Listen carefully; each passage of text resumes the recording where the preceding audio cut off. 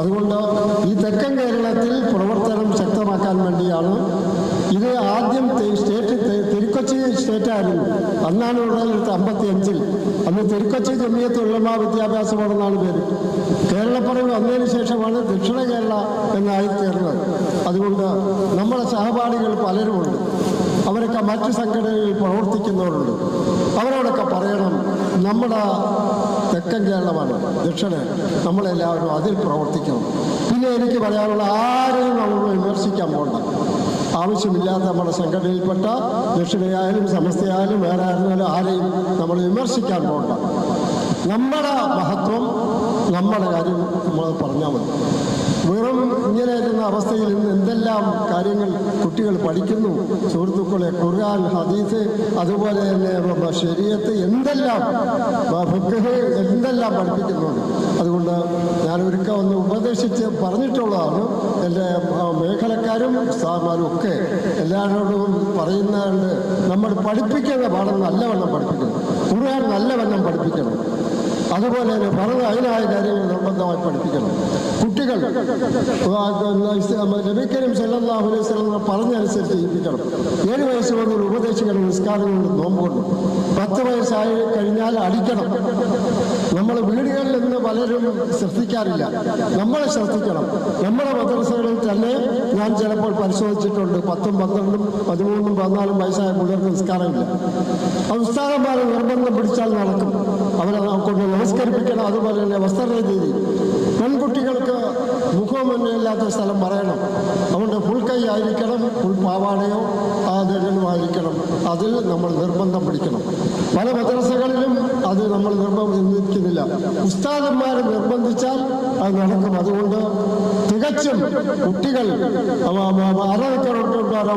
അനുവദിക്കാൻ ആൺകുട്ടികൾക്കും മുൻനിൽക്കർ, അതുപോലെ തൊപ്പിയൊട്ടുകൊണ്ട് വരാൻ നിർദ്ദേശിക്കണം. തലമുറകൾ സുന്നത്തല്ലേ.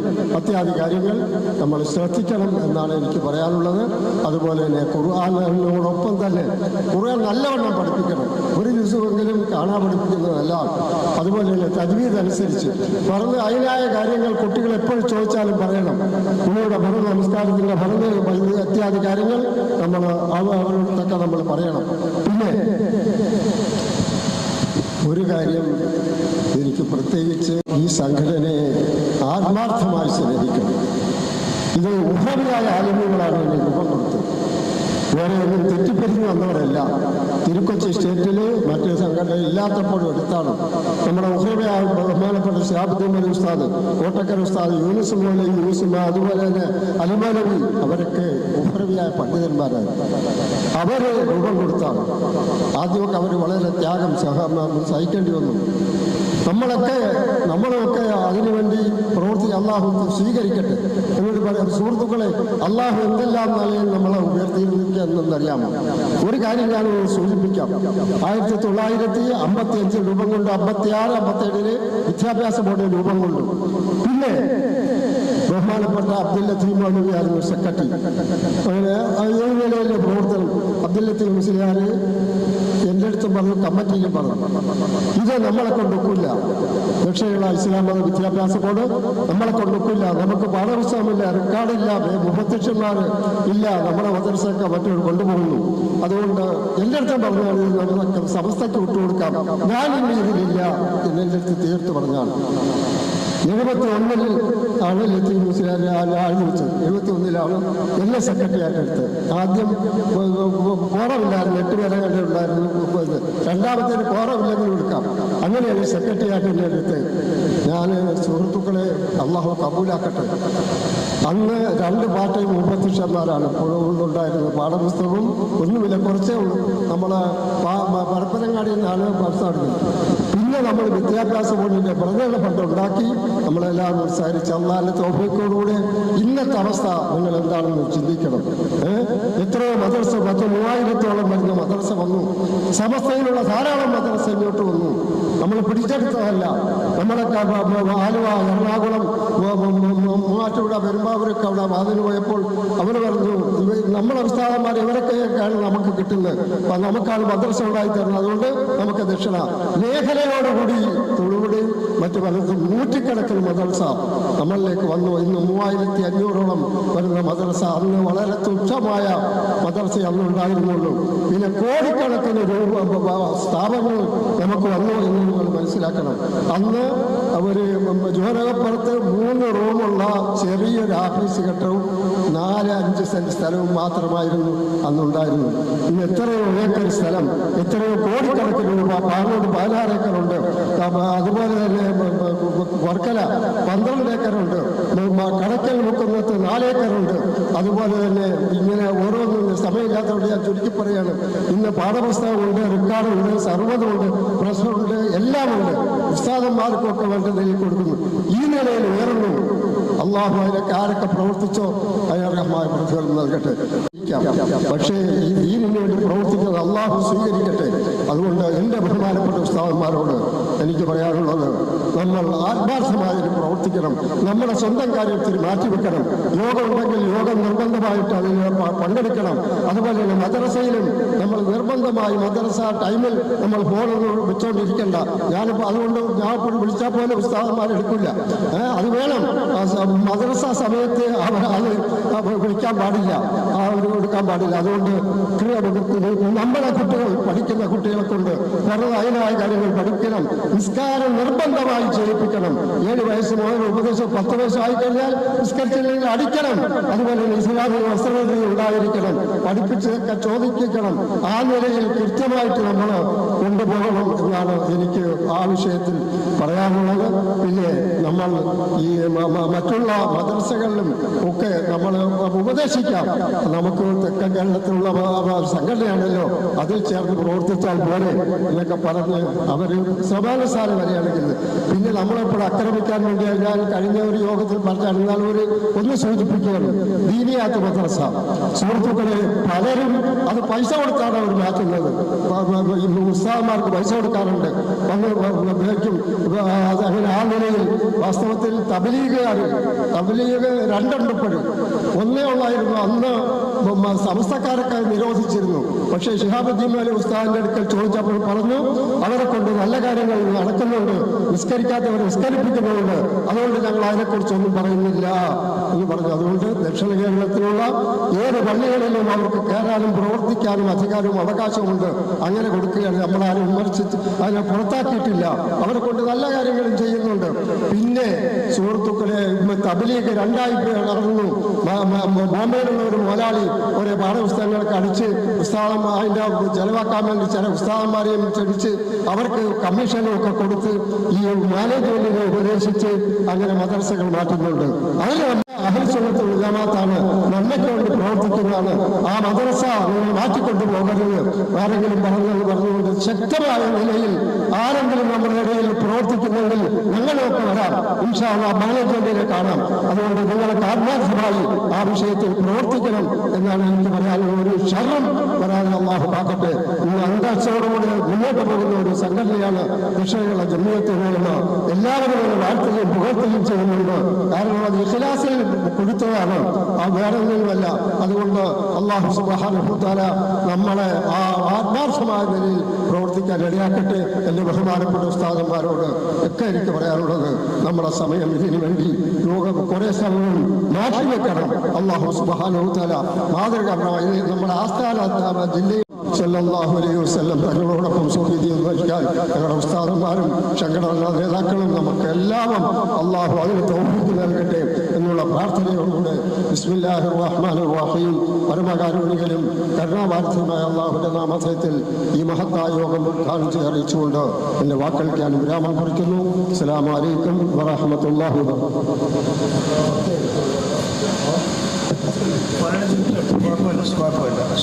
അത്രയൊക്കെ ആവാം.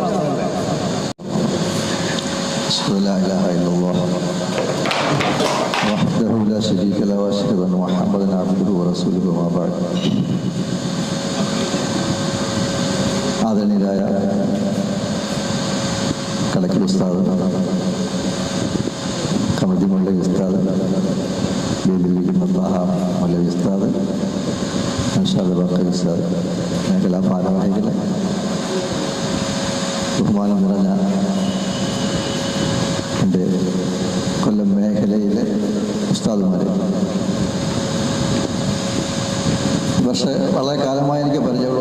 ഉസ്താദന്മാരാണ് അധികവും, എന്നെ അറിയുന്നവരാണ്.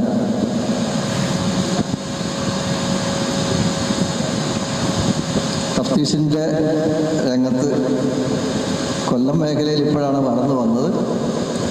അവലോകനം എന്ന രീതിയിൽ ഉസ്താദ് പറഞ്ഞതുപോലെ തന്നെ കുറഞ്ഞ അരമണിക്കൂറെങ്കിലും എനിക്ക് വേണം. പക്ഷേ 10 മിനിറ്റ് കൊണ്ട് ഞാൻ എന്തെങ്കിലും പറയാം, ആ ഒരു കടമ നിർവഹിക്കാൻ വേണ്ടിയിട്ട് എന്നാണ് ആഗ്രഹിക്കുന്നത്. അതുകൊണ്ട് വിശദമായി ഒന്നും ആമുഖങ്ങളൊന്നും പറയുന്നില്ല, വിഷയത്തിലേക്ക് തന്നെ കിടക്കുകയാണ്. ഇവിടെ വളരെ നല്ല നിലയിൽ ഒരു ക്ലാസ് നടന്നു എന്ന് ഞാൻ മനസ്സിലാക്കുന്നു. എൻ്റെ സുഹൃത്തും സഹപാഠിയുമായ മദ്രസയിലെ ട്രെയിനറാണ് ക്ലാസ് എടുത്തത്. എങ്ങനെയുണ്ടായിരുന്നു ക്ലാസ്? റാഹത്തായിരുന്നു, സന്തോഷപ്രദമായിരുന്നു, അല്ലേ? വിജ്ഞാനപ്രദമായിരുന്നു. നമുക്ക് എല്ലാവർക്കും ഉൾക്കൊള്ളാൻ സാധിക്കുന്ന, അത് നമുക്ക് പകർത്തുവാനും നമ്മുടെ ക്ലാസ് റൂമുകളിൽ നമുക്ക് പ്രവർത്തിക്കുവാനും പ്രായോഗികമാക്കുവാനും സാധ്യമാവുന്ന തരത്തിലായിരുന്നു എന്ന് ഞാൻ മനസ്സിലാക്കും. അൽഹംദുലില്ലാഹ്. ഇനിയും അതുപോലുള്ള ക്ലാസ്സുകൾ ഉണ്ടാവും. ഇൻഷാ അല്ലാഹ് അങ്ങനെ ആയിരിക്കണം. ഓരോ മേഖലാ യോഗങ്ങളിലും ഒരു ക്ലാസ് സംഘടിപ്പിക്കും. നിരന്തരമായ പരിശീലനങ്ങൾ കൊണ്ട് മാത്രമേ അധ്യാപനം നമുക്ക് മെച്ചപ്പെടുത്തിയെടുക്കാൻ കഴിയുകയുള്ളൂ. ആധുനിക കാലത്ത് നമ്മുടെ മുമ്പിൽ ഉപയോഗിക്കുന്ന കുട്ടികൾ വളരെ പരിഭവമായ കുട്ടികളാണ്. വളരെ നമ്മൾ ഉദ്ദേശിക്കുന്നതല്ല, വളരെ കൂടുതൽ ബുദ്ധിപരമായ വികാസം, ഏറ്റവും കൂടുതൽ ടെക്നോളജി ഉപയോഗിക്കുന്ന കുട്ടികളാണ് നമ്മുടെ മുമ്പിലിരിക്കുന്ന 5 വയസ്സുള്ള കുട്ടികളെ പോലും. അവർക്ക് ഒരുപാട് മാലുമാത്തുകളുണ്ട്, ലോകത്തെക്കുറിച്ച് തന്നെ ഒരുപാട് അറിവുകളുണ്ട്. അതെല്ലാം ആ അറിവുകളുള്ള കുട്ടികളാണ് നമ്മുടെ മുമ്പിൽ 1ാം ക്ലാസ് അല്ലെങ്കിൽ UKG ഇരിക്കുന്ന കുട്ടികളെന്നൊരു ബോധം നമുക്ക് വേണം. അല്ലാതെ ഒന്നും അറിയാൻ മേത്ത ഒരു ബാലവും കുഞ്ഞാണ് എന്ന് നമ്മൾ ഒരിക്കലും ധരിക്കാൻ പാടില്ല. ഒരു മൊബൈൽ എടുത്ത് നോക്കൂ. ഇന്ന് 4 വയസ്സുള്ള ഒരു കുഞ്ഞ് നമ്മുടെ അടുക്കൽ വരുന്നൊരു 4 വയസ്സുള്ള ഒരു കുഞ്ഞ് എന്തെല്ലാം നമുക്കറിയാവുന്ന അറിയാത്ത പല കാര്യങ്ങൾക്കും ആ കുഞ്ഞിന് ആ മൊബൈലിൽ ചെയ്യാനും അതിൽ നിന്നും ഓരോന്നും ഡാറ്റകൾ എടുക്കാനും പഠിക്കാനും കേൾക്കാനും ആസ്വദിക്കാനും കഴിയുന്ന ഒരു കാലഘട്ടമാണ്. അത്രത്തോളം ആ കുഞ്ഞുങ്ങളുടെ ബുദ്ധിപരമായി വളരെ അവർ ടെക്നിക്കലായും വികസിച്ച വളർന്ന ഒരു കുഞ്ഞുങ്ങളാണ് നമ്മുടെ മുമ്പിലിരിക്കുന്നത്. അവരെ നമ്മൾ എങ്ങനെ ട്രീറ്റ് ചെയ്യണം? അപ്പൊ അതിനാണ് ഈ ക്ലാസ് വെച്ചിരിക്കുന്നത്. നമ്മൾ എങ്ങനെയാണ് ആ കുഞ്ഞുങ്ങളെ നമ്മൾ മനസ്സിലാക്കി, ഇവിടെ ചൈൽഡ് നോ യുവർ ചൈൽഡ് എന്ന് ഞാൻ കണ്ടു. നോ യുവർ ചൈൽഡ്, കുഞ്ഞുങ്ങളെ അറിഞ്ഞു തന്നെ ആയിരിക്കണം അവരെ നമുക്ക് കാര്യങ്ങൾ മനസ്സിലാക്കി കൊടുക്കുന്ന വിഷയങ്ങളിലേക്ക്. ഞാൻ വളരെ എളുപ്പത്തിലൊക്കെ പറയുകയാണ്. നമ്മൾ ആദ്യം തന്നെ കുഞ്ഞുങ്ങൾക്ക് നമ്മുടെ UKGയിലെ 1ാമത്തെ കായിക ഞാൻ വളരെ എപ്പോഴും പറയാം, എല്ലാ യോഗകളിലും ഞാൻ പറയുകയാണ്. ആദ്യത്തെ നമ്മളെ പല രീതിയിൽ ആരും പഠിപ്പിക്കുന്ന സ്കീം അനുസരിച്ച് ഒന്നും പലരും പഠിപ്പിക്കുന്നില്ല. രക്ഷകർത്താക്കള് ജനങ്ങൾ പറയുന്നതനുസരിച്ച്, ഉമ്മമാർ പറയുന്നതനുസരിച്ചാണ് നമ്മൾ സ്കീം പലയിടത്തും ചെയ്യുന്നത്. കാരണം അവർ പറയുന്നു അലിഹു മുതൽ യാവരെ അക്ഷരങ്ങളാക്കി പഠിപ്പിക്കണം കുഞ്ഞുങ്ങളെ. അതുകൊണ്ട് അലിഹു മുതൽ യാവരെ ഇങ്ങോട്ട് വന്നിരിക്കുന്ന പാലവും കുഞ്ഞിനെ 4 വയസ്സ് 3 വയസ്സുള്ള കുഞ്ഞിനെ അലിഹു മുതൽ യാവരെ അങ്ങ് കാണാതെ പഠിപ്പിക്കുകയാണ്. ഈ കുഞ്ഞ് അലിഹു മുതൽ യാവരെ അങ്ങ് കാണാതെ പഠിക്കും. എന്നിട്ട് അവസാനം അക്ഷര ഹർക്കത്തിട്ട് കൊടുത്താൽ ഇതിനെ ചേർത്ത് വായിക്കാനും പറ്റാത്ത ഒരവസ്ഥയിലേക്കാണ് ഈ കുഞ്ഞ് പോകുന്നത്. മാറ്റം വരണം. അള്ളാഹ് എന്നൊരു വാക്കാണ് നമ്മൾ ആദ്യമായിട്ട് കുഞ്ഞ് പഠിപ്പിക്കുന്നത്. നോക്കൂ, നമ്മളെ ഒരു കുഞ്ഞ് ജനിക്കുമ്പോൾ ആദ്യമായിട്ട് അവനെ വളരെ കേൾപ്പിക്കുന്ന ശബ്ദം അള്ളാഹ് എന്ന ശബ്ദമാണ്. നമ്മുടെ UKGയിലെ 1ാമത്തെ കായികയിലെ ആദ്യത്തെ പാഠം തന്നെ അള്ളാഹ് എന്നാണ്. ഒന്ന് ആലോചിച്ച് നോക്കേ, നമ്മൾ ആ കുഞ്ഞ് അള്ളാഹ് എന്ന കുഞ്ഞ് കേട്ടിട്ടുണ്ട്, ധാരാളം കേട്ടിട്ടുണ്ട്. ആദ്യമേ ആ കുഞ്ഞ് കേൾക്കുന്ന പദം, പിന്നെ അത് വളർന്നു 4 വയസ്സാകുമ്പോൾ നമ്മൾ എത്തുമ്പോൾ നമ്മൾ ആദ്യമായിട്ട് കൊടുക്കുന്ന ഒരു പദമാണ്. പിന്നെ ഇങ്ങോട്ട് വരുമ്പോൾ ആ UKG മുതൽ നമ്മൾ അടുത്ത ക്ലാസ്സിലേക്ക് വരുന്നു. ഓരോ പാഠഭാഗങ്ങളും ആ പാഠത്തിന്റെ ഓരോ ഹെഡിങ്ങുകളും നമ്മളുടെ മനസ്സിലാക്കി നോക്കിയാൽ നമ്മൾ 2ാമത്തെ കാര്യം എടുക്കുമ്പോൾ ഈ അർക്കാനുൽ ഈമാൻ പഠിക്കുന്നു. ഈമാൻ കാർഡിൽ ആദ്യമായി നമ്മൾ പഠിപ്പിക്കുന്നു അള്ളാഹ്. ഇസ്ലാം കാര്യം പഠിപ്പിക്കുന്നു, അവിടെ നമ്മൾ പഠിക്കുന്നു അഷ്ഹദു അൻ ലാ ഇലാഹ ഇല്ലല്ലാഹ്. ആ പദമാണ് പഠിപ്പിക്കുന്നത്. നോക്കൂ, 3ാം ക്ലാസ്സിലേക്ക് വരുമ്പോൾ ലാ ഖാലിഖ ഇല്ലല്ലാഹ് എന്നൊരു പാഠം പഠിപ്പിക്കുക. അള്ളാഹുവിനെ കുറിച്ചാണ് നമ്മൾ പഠിപ്പിക്കുന്നത്. കൈഫ അറഫ്ത റബ്ബക, 2ാമത്തെ പാഠം റബ്ബിനെ കുറിച്ചാണ് പഠിപ്പിക്കുന്നത്, അള്ളാഹുവിനെ കുറിച്ചാണ്. 3ാമത്തെ പാഠം വരുമ്പോൾ ലാ ഇലാഹ ഇല്ലല്ലാഹ്, ലാ ഇലാഹ ഇല്ലല്ലാഹ്. നോക്കൂ, 4ാം ക്ലാസ്സിലേക്ക് വരുമ്പോൾ നമ്മൾ അഖീദയിലെടുത്ത് നോക്കൂ, തൗഹീദുല്ലാഹ്, തൗഹീദുല്ലാഹ്. പ്രിയ സിഫാത്തുല്ലാഹിലേക്ക് പോകുന്നു. ആദ്യത്തെ 3-4 പാഠങ്ങൾ അള്ളാഹുവിനെ കുറിച്ചാണ് നമ്മൾ പഠിപ്പിക്കുന്നത്. അതല്ലേ നമ്മുടെ ദൗത്യം. അല്ലാഹ് അഫ്ളൽ മാ ഖുൽതു അന വൻ നബിയ്യുന മിൻ ഖബ്ലി ഖൗലു ലാ ഇലാഹ ഇല്ലല്ലാഹ്. നമ്മളിവിടെ പഠിപ്പിക്കും, ഇതെല്ലാം പഠിപ്പിക്കും. ഒരു കുഞ്ഞിനോട് ഷഹാദത്ത് ചോദിച്ചാൽ 2ാം ക്ലാസ്സിലെ കുഞ്ഞ് പറയും, 3ാം ക്ലാസ്സിൽ വരുമ്പോൾ കുറെ കുട്ടികൾ പറയും, 4ാം ക്ലാസ്സിൽ വരുമ്പോൾ മറന്നു പോകും. അർത്ഥം ചോദിച്ചു നോക്കും. അർത്ഥം ചോദിക്കുമ്പോൾ കുറച്ച് കുട്ടികൾ പറയും, 2ാം ക്ലാസ്സിലെ കുട്ടി പറയും പഠിച്ചിരിക്കുകയാണ്, അപ്പോൾ അവർ ലൈവായിട്ട് പഠിച്ചുകൊണ്ടിരിക്കുന്ന. 3ാം ക്ലാസ് വരുമ്പോഴും കുറച്ച് മറന്നു പോകും. 4ാം ക്ലാസ്സിൽ വരുമ്പോൾ കുറച്ചുകൂടെ പറയും. 5ാം ക്ലാസ്സിൽ വരുന്ന കുട്ടിക്ക് ഷഹാദത്ത് കലിമയുടെ അർത്ഥം അറിയാതെ വരുന്നു. ഷഹാദത്ത് കലിമയുടെ അർത്ഥം 5ാം ക്ലാസ്സിലെ കുട്ടിക്ക് അറിയാതെ വരുന്നു. അതായത് മാറ്റമുണ്ട് കേട്ടോ. കഴിഞ്ഞ വർഷങ്ങളിൽ ഞാൻ തഫ്തീഷ് നടത്തിയ മദ്രസകളിലെ അപേക്ഷിച്ച് ഇപ്പോൾ എനിക്ക് അനുഭവപ്പെടുന്നത് വളരെ മാറ്റങ്ങളുണ്ട്. നമ്മുടെ ഉസ്താദുമാർ മാറിയിട്ടുണ്ട്. അവർ ആദർശത്തിൽ പഠിപ്പിക്കുന്നുള്ളതാണ്. ഇനിയും മാറണം. അതുകൊണ്ടാണ് ഞാൻ സൂചിപ്പിക്കുന്നത്, ഇനിയും മാറണം. ലാ ഇലാഹ ഇല്ലല്ലാഹ് എന്നതിന്റെ അർത്ഥം എന്താ മോനെ എന്ന് ചോദിച്ചാൽ അതവനറിയില്ല. അശ്ഹദു അൻ ലാ ഇലാഹ ഇല്ലല്ലാഹ് അർത്ഥം അതവനറിയാം. ആരാധനയ്ക്കറിയാൻ അള്ളാഹു അല്ലാതെ മറ്റാരുമില്ല എന്ന് ആ കുഞ്ഞ് പറയുമ്പോൾ ലാ ഇലാഹ ഇല്ലല്ലാഹ് അർത്ഥം എന്ന് വെച്ചാൽ ഇങ്ങനെ പതറുകയാണ്, അറിയില്ല. അപ്പോൾ തമ്മിലൊന്ന് ബന്ധിപ്പിക്കാൻ, അതൊന്ന് തമ്മിൽ ബന്ധിപ്പിച്ചാൽ മതി. ലാ ഇലാഹ ഇല്ലല്ലാഹ് അശ്ഹദു ലാ ഇലാഹ ഇല്ലല്ലാഹ് കലിമത്ത് തൗഹീദ് പഠിപ്പിച്ച ഷഹാദത്ത് കലിമ പഠിച്ചപ്പോൾ അതിൽ പറഞ്ഞതാണല്ലോ ലാ ഇലാഹ ഇല്ലല്ലാഹ്. നമുക്കൊന്നുകൂടി ബന്ധിപ്പിച്ചു കൊടുക്കാൻ ഈ കുഞ്ഞിനെ അന്ന് ബാങ്ക് വിളിക്കുന്ന കേട്ടിട്ടില്ല, അശ്ഹദു ലാ ഇലാഹ ഇല്ലല്ലാഹ് അശ്ഹദു അന്ന മുഹമ്മദ് റസൂലുള്ളാഹ്. ഇങ്ങനെ എപ്പോഴും നമ്മൾ പറയില്ല അശ്ഹദു ലാ ഇലാഹ ഇല്ലല്ലാഹ്. എത്രയോ സമയം പറയുന്നു, സമയങ്ങൾ പറയുന്നുണ്ട്. വുളൂ ചെയ്തിട്ട് ദുആ ചെയ്യുമ്പോൾ പറയും, ആദ്യവും പറയും അശ്ഹദു ലാ ഇലാഹ ഇല്ലല്ലാഹ് പറയും. എപ്പോഴും നമ്മൾ ഉപയോഗിക്കുന്ന പദങ്ങളാണ്. അപ്പോൾ ഈ പദങ്ങൾ, ഈ കലിമത്തിന്റെ പദത്തിൽ കലിമത്ത് തൗഹീദ്, ഷഹാദത്ത് കലിമകൾ, ഇത് അവൻ്റേതായി മാറണം, അവർ ഉപയോഗിക്കുന്നവനായി മാറണം എപ്പോഴും. അതിന്റെ അർത്ഥം മനസ്സിലാക്കി അപ്പോഴാണ് അവന്റെ ഈമാൻ. ആ ഈമാൻ കൊടുക്കുക എന്നുള്ളതാണ് നമ്മുടെ ഓരോരുത്തരുടെയും പ്രാഥമികമായ കടമ. ഒന്നും മുതിരുന്നില്ല, അതിനുള്ള അവസരമില്ല.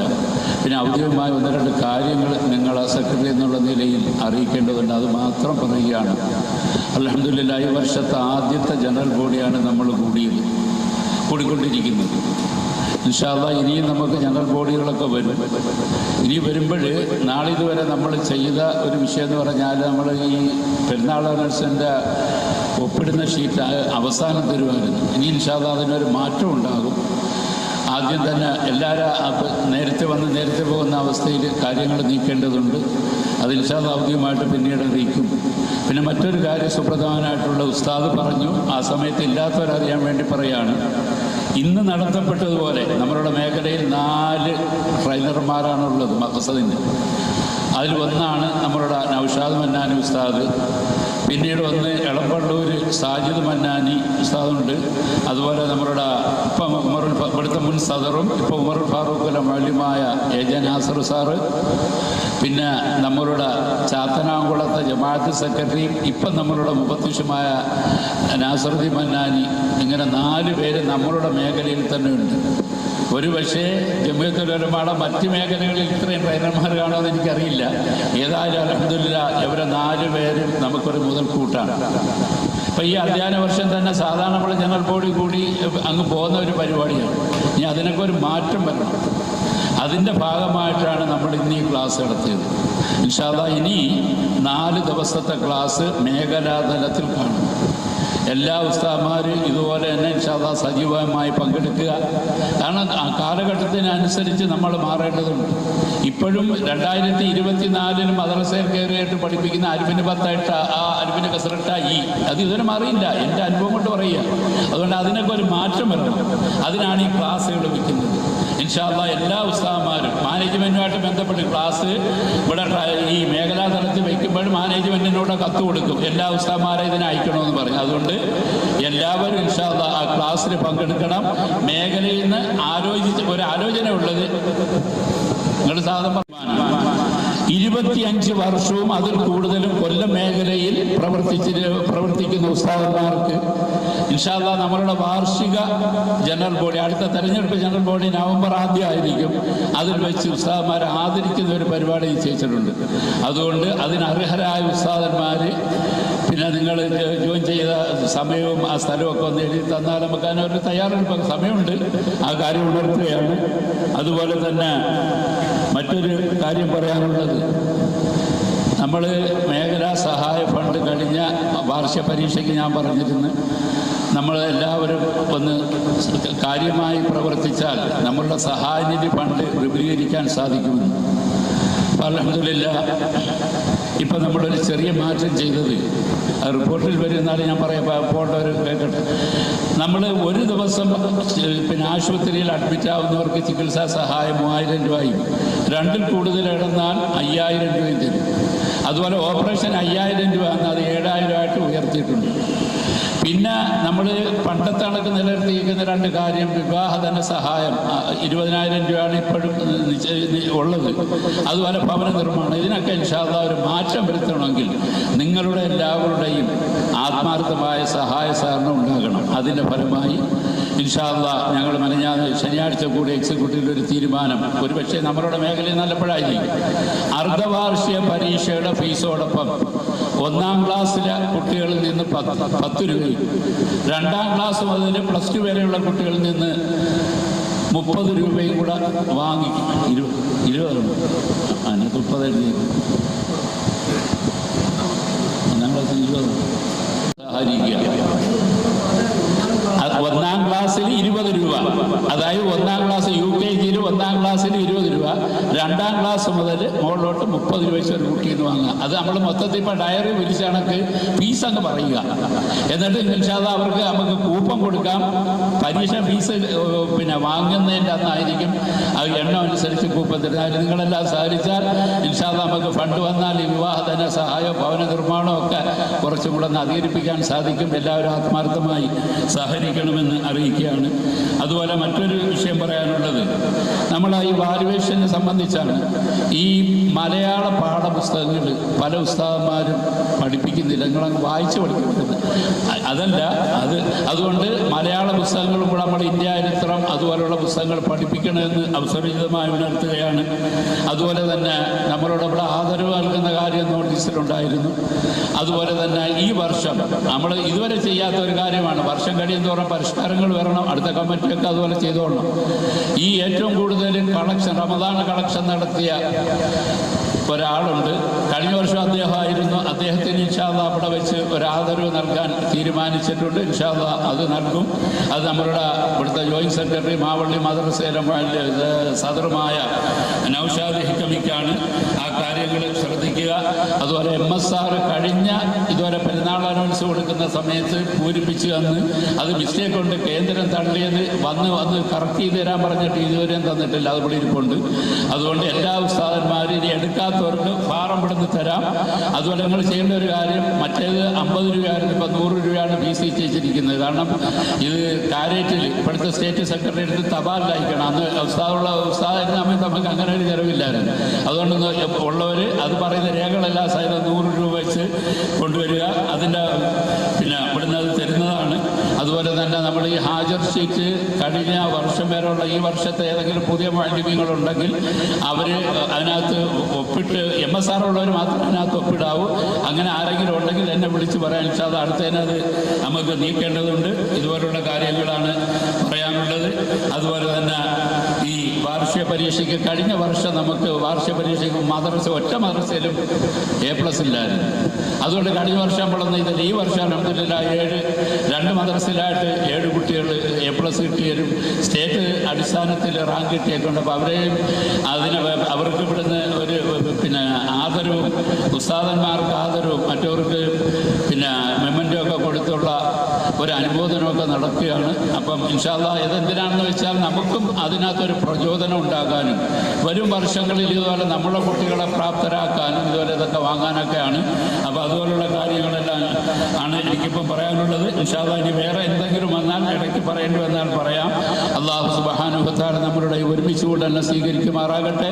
ഇൻഷാ അല്ലാഹ് ഇനിയും ജനറൽ ബോഡിയൊക്കെ നടക്കുമ്പോൾ ഇതുപോലെ നമ്മളെല്ലാവരും ആക്റ്റീവായിട്ട് നേരത്തെ എത്തുകയും എല്ലാവരും സഹകരിക്കുകയും ചെയ്യുക. അതിന് അല്ലാഹു തആല തൗഫീഖ് നൽകുമാറാകട്ടെ എന്ന് മാത്രം ദുആ ചെയ്തുകൊണ്ട് ഈ യോഗത്തിൽ എൻ്റെ അധ്യക്ഷനായ ബഹുമാനപ്പെട്ട പാമട് ഉസ്താദ് അവറുകൾക്ക് എൻ്റെ പേരിലും മേഖലയുടെ പേരിലും ഞാൻ സ്വാഗതം ആശംസിക്കുന്നു. അതുപോലെ യോഗ ഉദ്ഘാടനം ചെയ്യുന്ന ബഹുമാനപ്പെട്ട കടക്കൽ ഉസ്താദിന് എൻ്റെ പേരിലും മേഖലയുടെ പേരിലും സ്വാഗതം ആശംസിക്കുന്നു. അതുപോലെ ഇവിടുത്തെ ജമാഅത്ത് സെക്രട്ടറി, അതുപോലെ ജമാഅത്തിൻ്റെ വൈസ് പ്രസിഡന്റ്, നമ്മളെ ട്രെയിനർ നൗഷാദ് മന്നാനി തുടങ്ങി ഇവിടെ പങ്കെടുത്ത എല്ലാവർക്കും ഒറ്റ വാക്കിൽ ഞാൻ സ്വാഗതം ആശംസിക്കുകയാണ്. ആരെങ്കിലും വിട്ടുപോയിട്ടുണ്ടെങ്കിൽ അവർക്ക് ഒന്നുകൂടി സ്വാഗതം പറഞ്ഞുകൊണ്ട് വാക്കുകളിൽ വിരാമം ഇടുകയാണ്. അസ്സലാമു അലൈക്കും വറഹ്മത്തുള്ളാഹി വബറകാതുഹു.